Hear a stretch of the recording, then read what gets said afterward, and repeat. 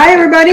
Woo! Yeah, I like this. This is like a staple now. Do that, don't I? Well, it's party games, so we've got to get excited. That's right, party games, my favorite. Yes, hi guys. We're gonna talk about party games today. Now you know, cat's out of the bag. Although you probably already read it on the description, so it's fine. So today we're gonna talk about our favorite party games. And I gotta admit that I'm not very big on party games, so I'm gonna be learning a lot from Angela. But I do have a list of the ones that I have enjoyed. So we're gonna go with that. But before we do that, we have to do our game from last time. Yeah. So last time I showed you a card, a component of a game. It was Ben Urich, I believe. I don't have the card anymore because I put it away. Yeah, but if you didn't know what game that's from Marvel Zombies. Like I said before, it was one of the games that I mentioned on my list from last episode, which was about our favorite games of 2023. Yep. So, and stay tuned because today we're going to do another game at the end of this video as well. All right, how many party games are on your list? I think I've got 5 and an honorable mention. Perfect. Okay. I have a little bit more than 5, believe it or not. But I have some that I don't know very well, but I've played them enough to at least mention them. So since I have more than you, I'm going to start, which is weird. I always let you start. Let's go. All right. So the first one on my list, I just bought it recently, and it's Picture This. Picture This is a game where it's a party game, really. What you're trying to accomplish is you're trying to take a picture following the goals that the game gives you. For example, the grandma might want to be next to the dog, but doesn't want to be next to the lady with the black hair and stuff like that. So you have to solve the puzzle, but it's also memory because you have to remember what cards you've seen, what cards you've given to your opponents.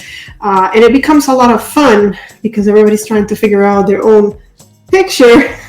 It's kind of like Clue, where you have the actual, I'm pretty sure you have it's a deduction game, and then at the end you open and you figure out if you did it correctly, and you score your points. That's the 3D one where you're actually moving. That's really cool. I haven't played it, but I do like the look of it. But it's a memory game, so yeah, that part is. But it's a fun one. You do it to have fun, and then at the end you actually take a picture with your phone.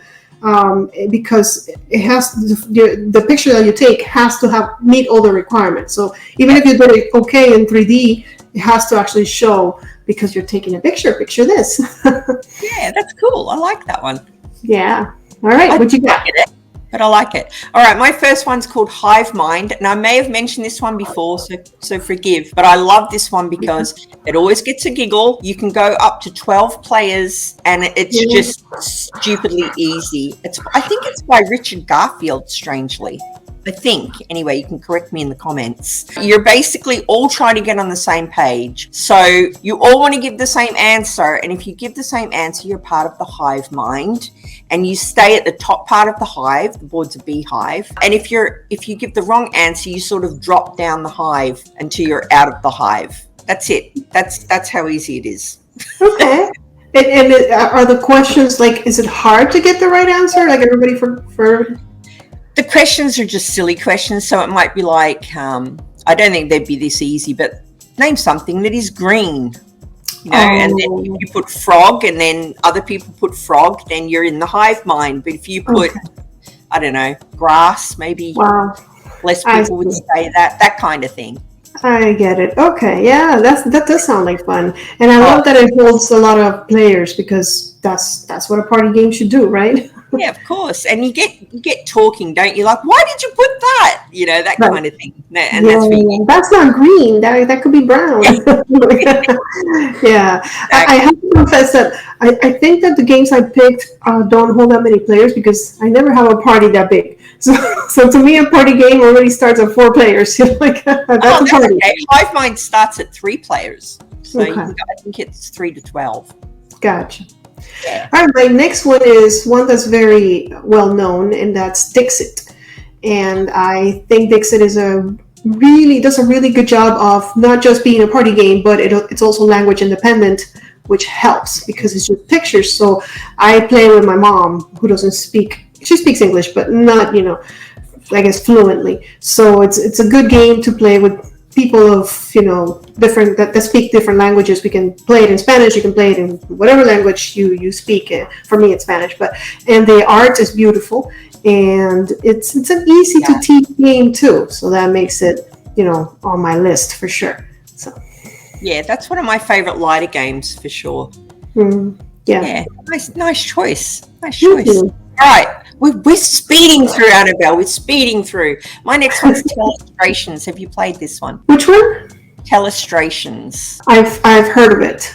Okay, so in Telestrations, that old game, it used to be called Chinese Whisper, but I'm assuming we're not allowed to call it that anymore. I'm not sure what it's called, but you get a row of people and you whisper something in the first one's ear, and then they whisper, and then by the time it gets to the end, it's something bizarre. Telestrations is that game, but with drawing. So you each have a pad, you get given a word, say it's the moon. That person draws it, and then the next person has to guess what it is, and then they write what they think it is, and then draw, and it goes through like that until you've turned the moon into, I don't know, a plate of stew or whatever it might be. That's awesome. The fun thing about this game is the conversations. Like at the end when you reveal it and it's not what the person said at the beginning, or the giggle. It's the giggle. Of course. I guess this one is better with more players. It goes to 6 or 8 in the standard box, but you can buy Telestrations like big box, and I think it goes to 12 people. Okay. So if you have more people, there's a bigger chance that the message or the drawing will not get across. Yeah. And the cool thing with this one is you don't have to know how to draw, because the less good of a drawer you are, the more chance there is you're screwing up the picture, right? So it's even. But then you're blamed for it.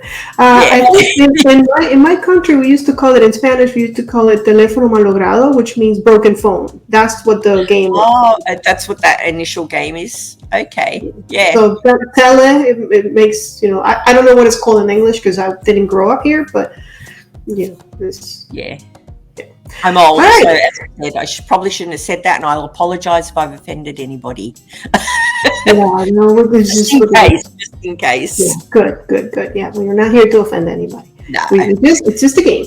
All right, so the reason why we're going so fast is because they're party games. They're not complicated. I love it. It's like okay, they're not meant to be complicated. So my next one it's actually we're gonna up the difficulty level here. Is code names. And most people know code names. There's so many out there, but I do feel that if you're looking for a party game, but with a little bit more like pizzazz, like you really have to kind of think and strategize. Not strategize so much, but like really give the right clues. Then Codenames will be the game for you, and you're giving clues to your friends, to the people in your group, to try and figure out with the clues that you give them what cards that are face up you're talking about.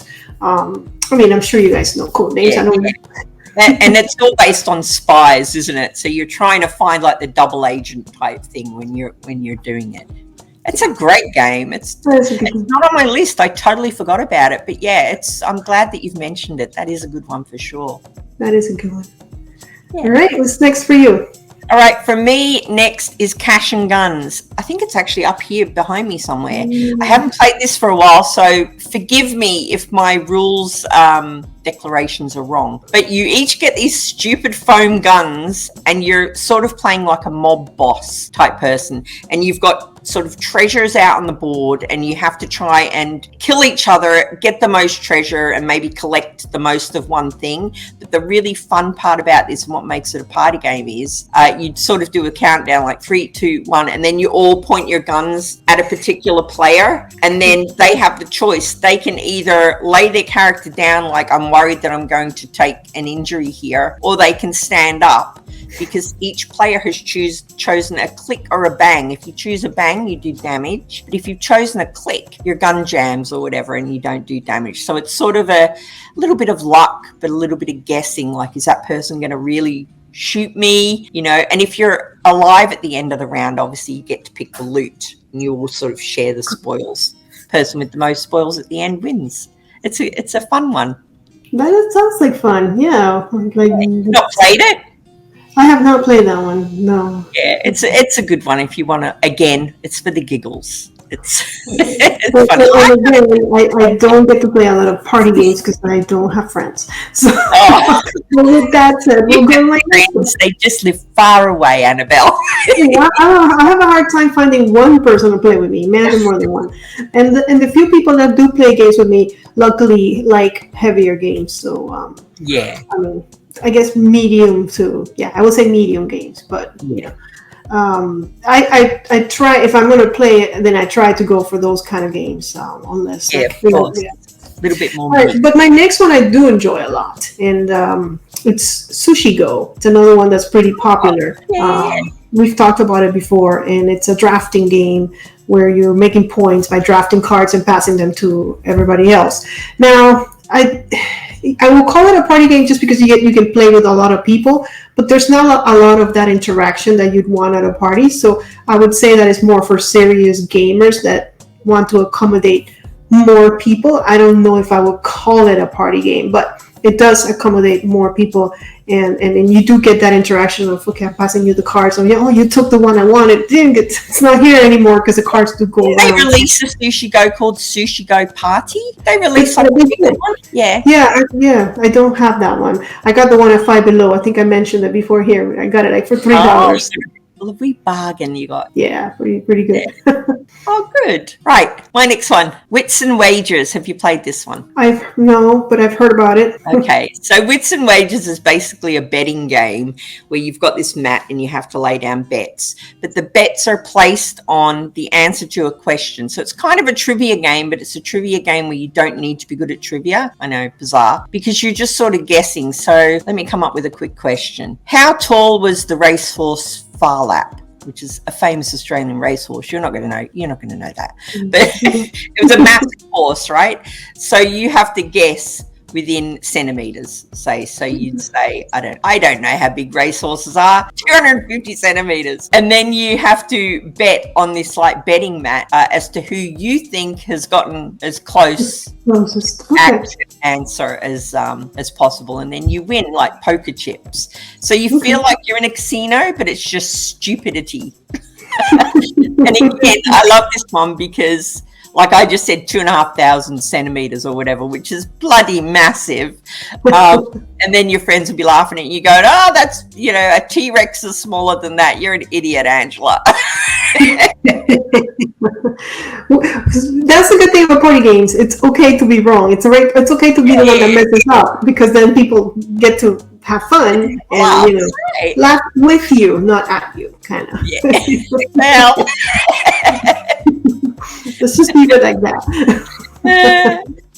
All right. So my next one, I've only played it once, but there was a lot of people, so that means I can consider it a party game, although it's a little bit heavier. It's Blood on the Clock Top. And, okay, yeah. Yeah, and it's a game where you're given a role, and then depending on the role, you get certain information that other people do not have. So then you split up, and then you go and you talk to people. So you have to talk to others and try to gather what information they have, and you give them your information, but you can lie to them if you don't trust them, and they can do the same. So at the end of the day, you really don't know what you know, and it's kind of like that. I'm not sure. It's like a social deduction game then. Yes. Oh, kind of like the type of game that was. I thought it was a regular board game. Unless I have the wrong one on my list, but I'm pretty sure that was the one. Like I said, I've only played it once. There's a murder, and you're trying to figure out who killed them, but then the killer is amongst the players, so he starts killing people every turn, unless we figured it out, and blah blah blah. So yeah, I think that's the one. But if I'm wrong, let me know which game it is that I played. I suck at social deduction. So.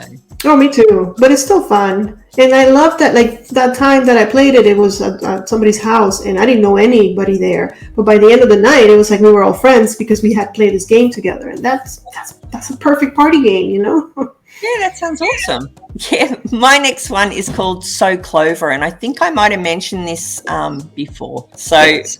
for our regular viewers, I apologise. However, this is Best Party Games, and if I didn't put So Clover on here, I would be remiss because it is awesome fun. I'm going to put up pictures because it's quite hard to explain what's happening. So basically, you get these little cards with words on, 4 words per card, and you put them on this clover, and then you have to join both words to another word. You have to come up with that third word to try and help people guess where the cards go, because you're going to take the cards off it, mix them around, add in a dodgy card that wasn't even part of things. So you've got 5 cards at the end, and then they need to try and work out the connection between these little cards and the words on the clover. And honestly, the best part of this game is listening while you're sitting there, listening to what people are saying about the clues, because the connections that some people make to the words you've written are hilarious.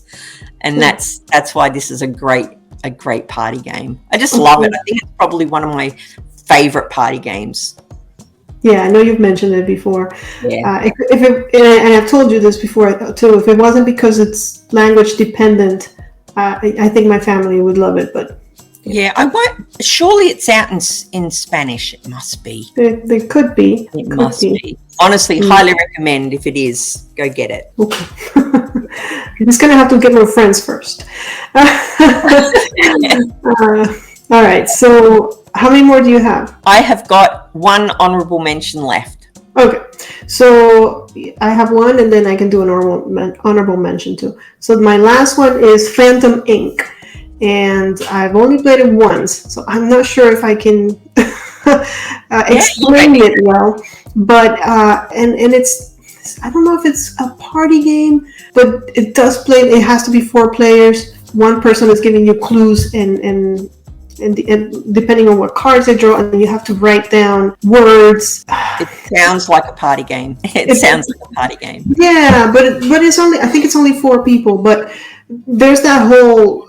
It's hilarious when like you're like completely off track. Like I remember there was one time I played, and it was a word that it was something that I was not familiar with at all. It was a word. Even the guy even said, "I think we didn't win because you didn't understand the word. Like you didn't know. We had no idea what that was." And I'm like, "Yeah, I mean, I don't. My English is limited. You know, like I do my best to cover it up, but it's not my first language." But it was hilarious to see him really trying and getting frustrated at the same time because, I could not help him. Like we've both said, the best part of a party game isn't the actual game. It's the interaction, right? And the laughs that you get with the people that you're playing with, because that's good. That's a lot of times I feel like there's stuff that carries over when you're not playing it anymore. Like you still, after the game ends, you still remember the funny stories that happened during the game for many, many years to come. Oh, 100%. Yeah. That's cool. I've only got an honorable mention left. Okay. And I'm mentioning it not for myself because I can't stand this game. It's like I can't play it. I suck at it. But my family play this game at every board game party that they have. It takes a lot of people. You can have an entire group of people that are playing it, and this game is Werewolf. Have you ever played it? It was my honorable mention, so you said it before me.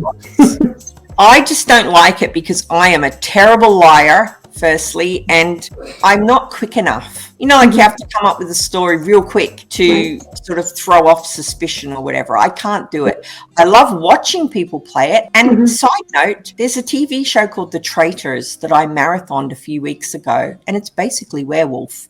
So if you like Werewolf, look at that. You like Werewolf? You should look up The Traitors, because I watched the UK version and it was brilliant. Does it have a different name there? Because I think here it's called One Night Werewolf, but I'm not sure. I could be wrong. I think they're all sort of variations of a theme, aren't they? Because I owned one that was called Mark Miller's Werewolf Village or something, but it was the same sort of thing. Okay.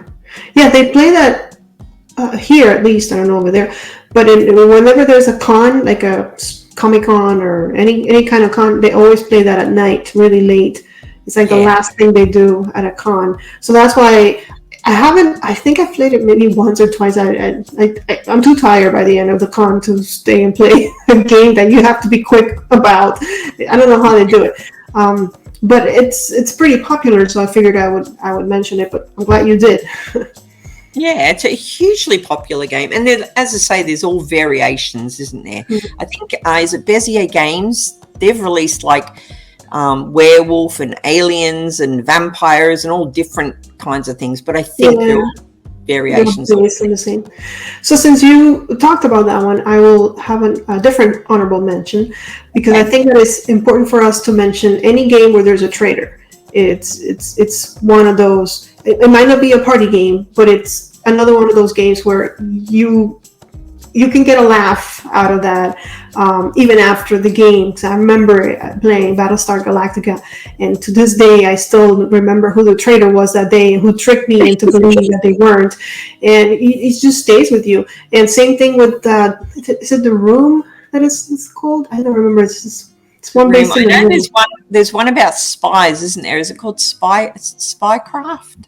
I can't remember. They're all variations of the same thing, aren't they? Where you're trying to root out the perpetrator or the spy or the werewolf or whatever it might be. Right.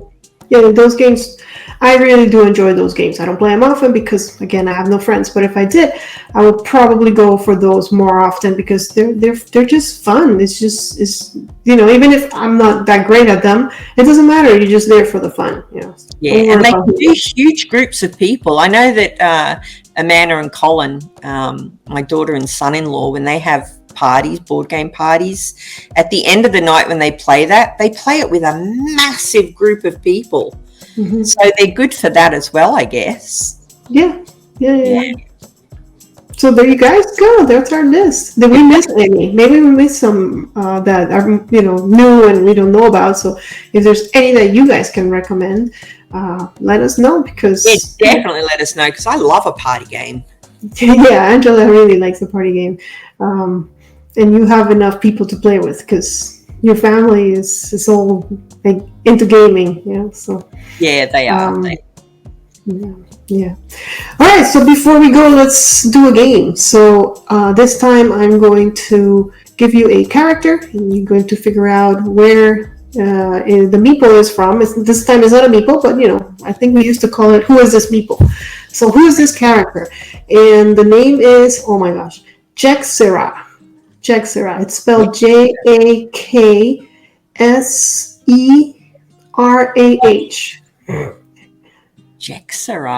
Jexera. It's a very, very, very popular game.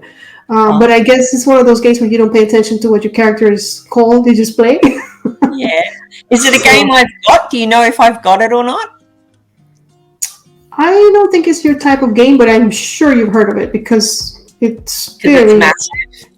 All right. Hopefully someone in the comments. Yeah, just leave a comment with what you think that game is, and I'll tell you after we stop recording, and I'll tell you guys next time we meet. Awesome. All right. Well, we hope you've liked that. That was fun. Now I have to go buy me some party games so I can play with my family. I think that Clover game, I gotta do it. Look at that. Yay, look at that. That's for you and our lovely viewers. Awesome. All right, guys. See you next time. Play more games. Bye.